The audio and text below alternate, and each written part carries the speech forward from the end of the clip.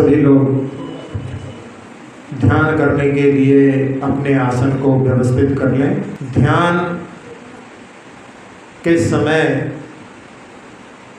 अपने सारे कार्य स्थगित हो जाते हैं। जहाँ अपन शरीर के माध्यम से कोई भी कार्य नहीं कर रहे हैं, वचनों के माध्यम से भी अपन कुछ नहीं बोल रहे हैं और मन के माध्यम से भी अपन किसी के अहित का चिंतन नहीं कर रहे हैं। इस प्रकार से ध्यान के माध्यम से जो कर्मों का आश्रव अपना अन्य कार्यों में होता है, उसकी तुलना में ध्यान के समय सबसे कम अपन कर्मों को, जो कि अपनी मन वचन काय की क्रिया के माध्यम से प्रति समय अपनी आत्मा के साथ बंध को प्राप्त होते हैं, वो ध्यान के समय में सबसे कम होते हैं।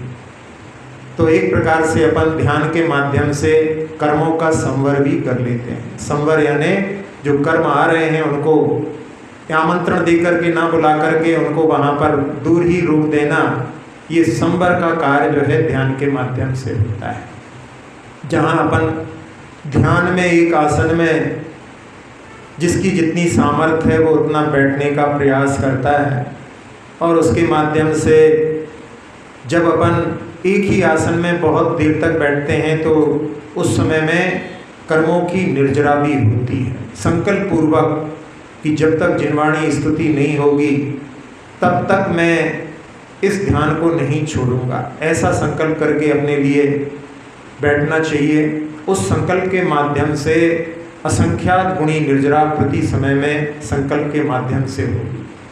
तो ध्यान के माध्यम से अपन निर्जरा करने में भी समर्थ हो सकते हैं। एक बार आचार्य श्री ने, जहाँ किसी ने प्रश्न किया कि ये निर्जरा हो रही है, ये समझ में नहीं आती, तो आचार्य श्री ने कहा कि अच्छे सीधे से बैठो, यानी झुक करके बैठे हुए थे तो एकदम बिल्कुल एकदम आसन जैसा व्यवस्थित होना चाहिए, रीढ़ की हड्डी झुकी नहीं होनी चाहिए, ऐसा जो है कड़क होकर के बैठो।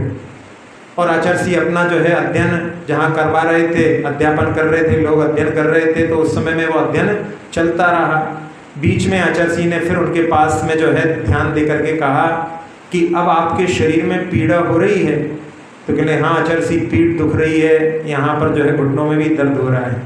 तो आचार्य श्री कहने लगे बस यहीं से जो है आपके कर्मों की निर्जरा हो रही है। ऐसा जो है अपने लिए, क्योंकि जहाँ कर्मों की निर्जरा हो रही है आप उसको समता के साथ में उस दर्द को सहन कर रहे हैं, वो जो है दर्द वहाँ पर आपकी असहता निकल रही है। ऐसे कर्मों की निर्जरा भी इस ध्यान आदि के माध्यम से, जहाँ पर एक आसन में अपन बैठते हैं, उससे होती है।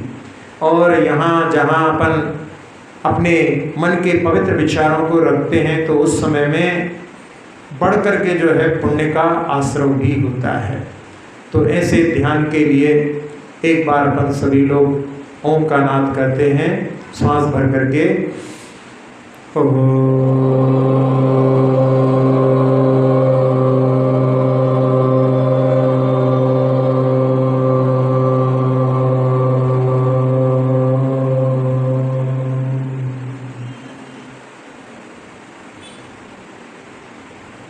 अब ह्रीम का अपन जो है नाद करेंगे श्वास भर करके।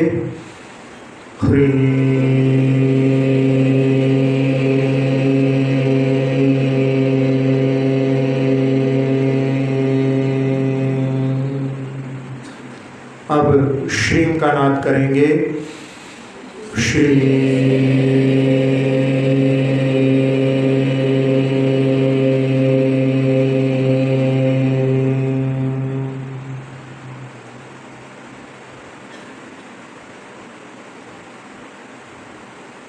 पंच परमेष्ठी के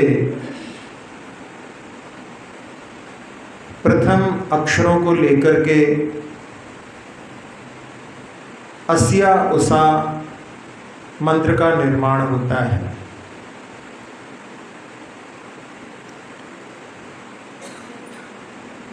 अपने माथे के ऊपर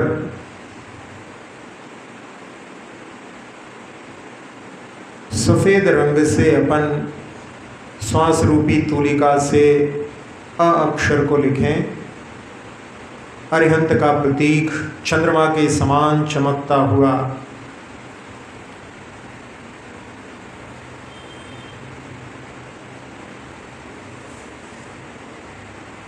सारे अरिहंतों की ऊर्जा उसके माध्यम से पूरे शरीर और आत्मा पर बिखर रही है। ऐसे सफ़ेद रंग की ऊर्जा बरसाते हुए चंद्रमा के समान चमकते हुए उस आग को अपने माथे पर देखें। 8,98,502 केवली अरिहंत भगवान सतत विचरण करते हैं, जिनमें कम से कम 20 तीर्थंकर और ज़्यादा से ज़्यादा 170 तीर्थंकर एक समय में हो सकते हैं। और केवलियों की कुल संख्या 8,98,502 है। अपन उन सब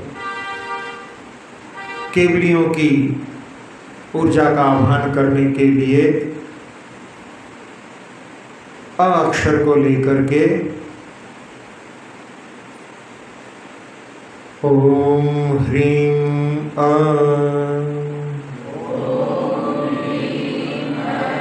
ओम ह्रीं अ,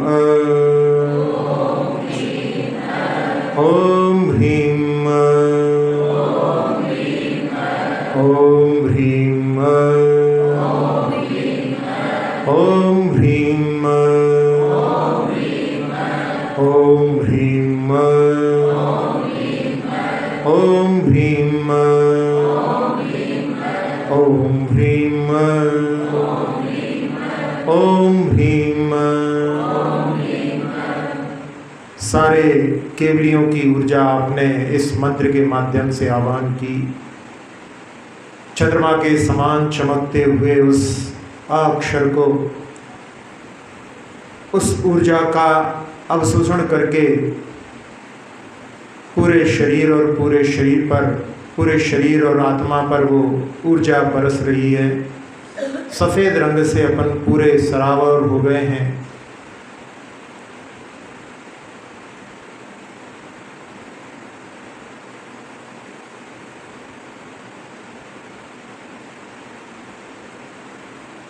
अब इसके बाद सिर के ऊपर सिद्ध भगवान का सी लाल रंग में लिखना है। जैसा उगता हुआ सूर्य लाल लाल रंग का होता है, वैसा जो है लाल रंग में सी को लिखिए। और अनंतानंत सिद्ध परमेष्ठी जो सिद्ध लोक में विराजमान है, 2.5 दीप जो 45 लाख योजन का सिद्ध क्षेत्र है, उसमें कोई भी स्थान रिक्त नहीं है। अपन जहाँ भी बैठे हैं वो भी कभी अनंत काल में यहाँ से भी कभी कोई सिद्ध हुए हैं। इसलिए सिद्ध लोक में कोई भी स्थान रिक्त नहीं है। ऐसे अनंतानंद सिद्ध परमेष्ठियों की ऊर्जा का आवाहन अपन सी अक्षर के माध्यम से ओम ह्रीं से, ओम ह्रीं से, ओम ह्रीं से, ओम ह्रीं से, ओम ह्रीं से, ओम ह्रीं से, ओम ह्रीं से, ओम ह्रीं से, ओम ह्रीं से। बाल भानु के समान सिद्धों की ऊर्जा लाल रंग की बरस रही है। और वो सिर के ऊपर लिखा हुआ सी उसको अवशोषित करके पूरे शरीर पर, पूरे शरीर के साथ में आत्मा के ऊपर वो लाल रंग बरसा रहा है, ऊर्जा सिद्धों की बरस रही है। स्फटिक मणि के समान अंदर विद्यमान आत्मा जैसे स्फटिक मणि के सामने जो रंग की लाइट डाली जाती है वो उस रंग की हो जाती है। ऐसे अंदर अपनी आत्मा, बाहरी शरीर पूरा लाल वर्ण का हो गया है, वो अंदर स्फटिक मणि के समान आत्मा भी वहाँ पर अपने लिए लाल रंग की दिखाई दे रही है।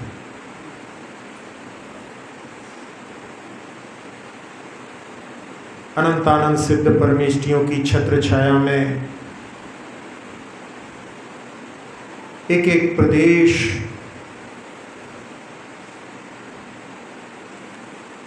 सिद्धों के आशीष से प्रभावित होकर के उनके ही रंग में, उनके ही गुणों में रंग गया है।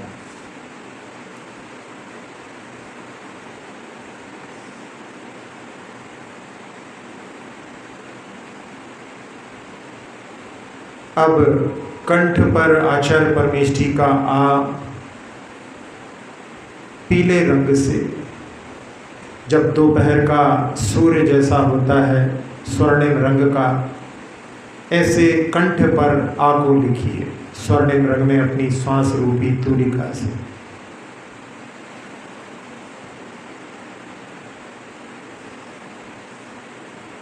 जितने भी महान आचार्य हो गए हैं उन सबको स्मरण करते हुए,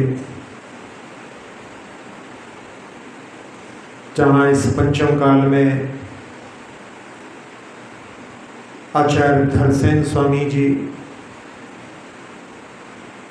आचार्य पुष्पदंत भूतवली जी, आचार्य कुंदकुंद स्वामी जी, आचार्य समंतभद्र स्वामी जी,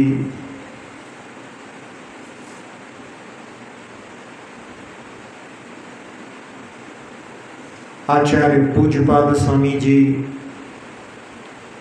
आचार्य जिनसेन स्वामी जी, आचार्य वीरसेन स्वामी जी, आचार्य जिनसेन स्वामी जी जो द्वितीय,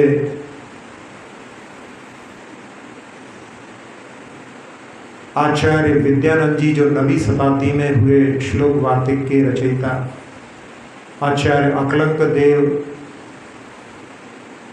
आचार्य उमा स्वामी जी, आचार्य शांति सागर जी महाराज, और परंपरा में जितने भी आचार्य हुए, जिसमें दादा गुरु आचार्य ज्ञान सागर जी और भी जितने आचार्य हैं, सबकी ऊर्जा आशीष को प्राप्त करने के लिए ओम ह्रीं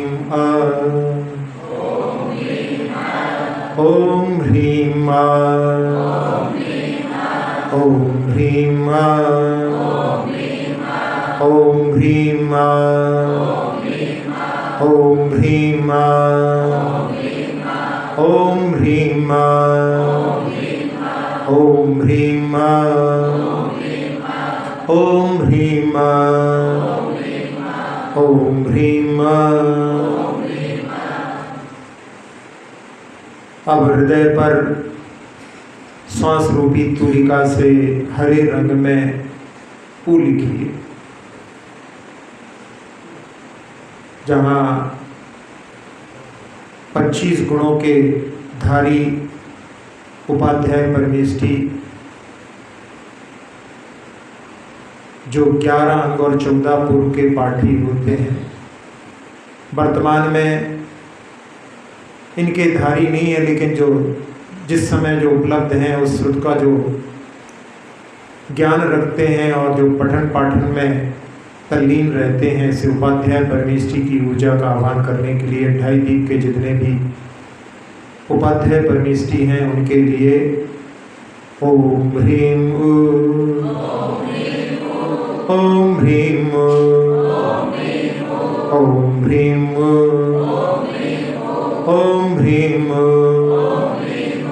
ओम ह्रीं ओम ह्रीं ओम ह्रीं ओम ह्रीं ओम ह्रीं। अब नाभि के ऊपर नीले रंग में या श्यामल रंग में सा लिखिए। साधु परमेष्ठी का सा रत्नत्रय की आराधना करने वाले ढाई दीप के सारे मुनिराजों का उनके आशीष को आह्वान करने के लिए नीले रंग में या काले रंग में देखते हुए ओम ह्रीं सा ओम ह्रीं सा ओम ह्रीं सा ओम ह्रीं सा ओम ह्रीं सा ओम ह्रीं सा ओम ह्रीं सा ओम ह्रीं सा ओम ह्रीं सा। पंच परमेष्ठी की ऊर्जा से सराबोर अपने आप को देखिए।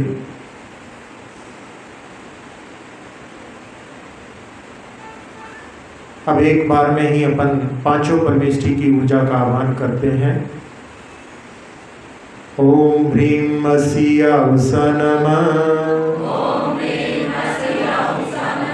ओम ह्रीं मसीया उषनम ओम ह्रीं मसीया उषनम ओम ह्रीं मसीया उषनम। हाँ, सब पांचों जो है परमेष्ठियों के उन अक्षरों को उन रंगों में देखते हुए अपने को ये पढ़ना है। ओम ह्रीं मसीया उषनम ओम ह्रीं मसीया उषनम ओम ह्रीं मसीया उषनम ओम ह्रीं मसीया उषनम ओम ह्रीं मसीया उषनम।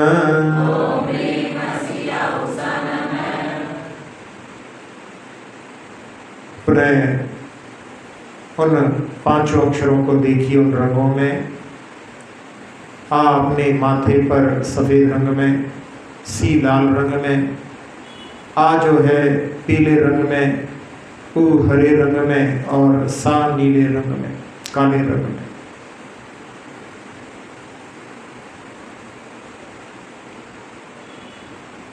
अब अपने होठों को चलाते हुए बिना आवाज किए हुए रंगों को देखते हुए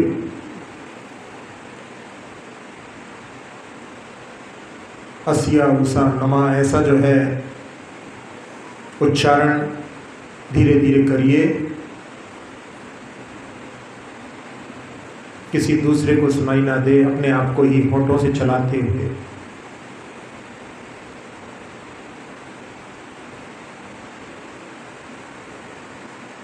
रंगों को देखते हुए, पांचों परमेष्ठी के पांचों रंगों में उन अक्षरों को देखते हुए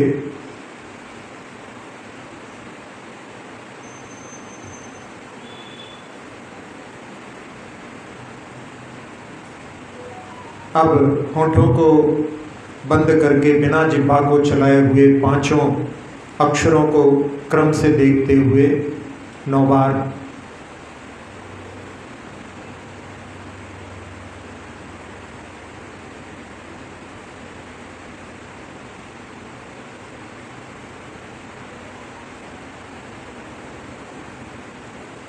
अब बस पांचों परमेष्ठियों को एक साथ अरहंत सिद्धाचार्य उपाध्याय साधुओं को उनके प्रतिमा के रूप में देखते हुए बस केवल एक नज़र में पांचों परमेष्ठी अपने सामने हैं। आती जाती सांसों पर केवल अपना ध्यान रखते हुए और अपनी दृष्टि पांचों परमेष्ठी पर रखते हुए बिल्कुल शांत भाव से पांचों परमेष्ठी का अपने मानस चक्षु के माध्यम से देखने का प्रयास करें।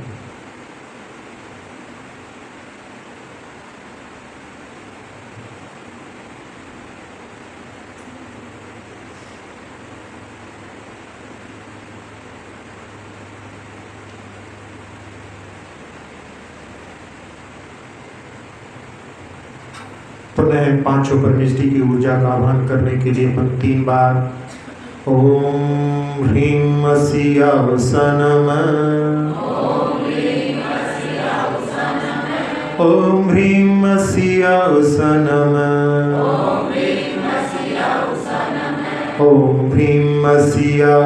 नमः। पांचों परमेष्टि की ऊर्जा को आपने आह्वान किया, वो बरस रही है जिसने मस्तिष्क के सारे विकार धो दिए हैं। दोनों नेत्र, नासिका, मुख, कर्ण, कंठ, फेफड़े, हृदय, छोटी आंत, बड़ी आंत, किडनी, लीवर आदि सभी अंतरंग अवयव, मेरुदंड यानी रीढ़ की हड्डी, पीठ, कमर, कंधे, दोनों हाथ, दोनों पैर, पूरे शरीर को, पूरे शरीर की त्वचा को, पूरे शरीर के रक्त को निर्विकार, निरामय, निरोगी बना दिया है। पूरे संसार को लाभ मिले इस भावना से उसको पूरे लोक में सब जीवों के कल्याण की भावना से फैलाते हैं। सुखी रहे सब जीव जगत के, कोई कभी न घबरावे।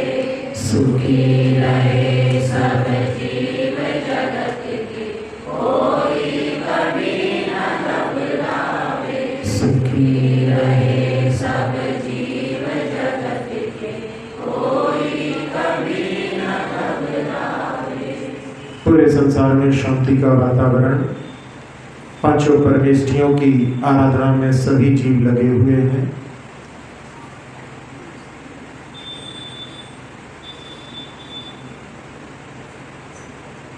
सोहम शाश्वतोहम निरंजनोहम सोहम। पंच परमेष्टि को नमन करते हुए विराम। अक्षर पद मात्रा से दूषित वचन अगर हमहीन रहे,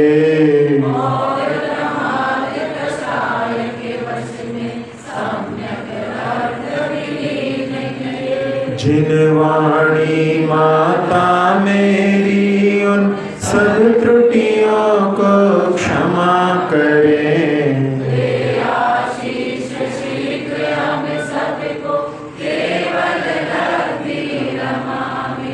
प्राप्त हमें हो बोधि समाधि परिणामों की शुद्धि हो।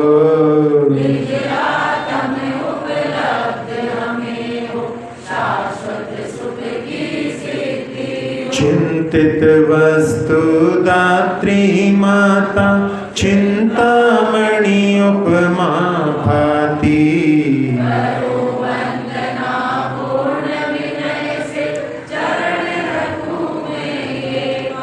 कर जिन वाणी स्तुति तन की ममता टा।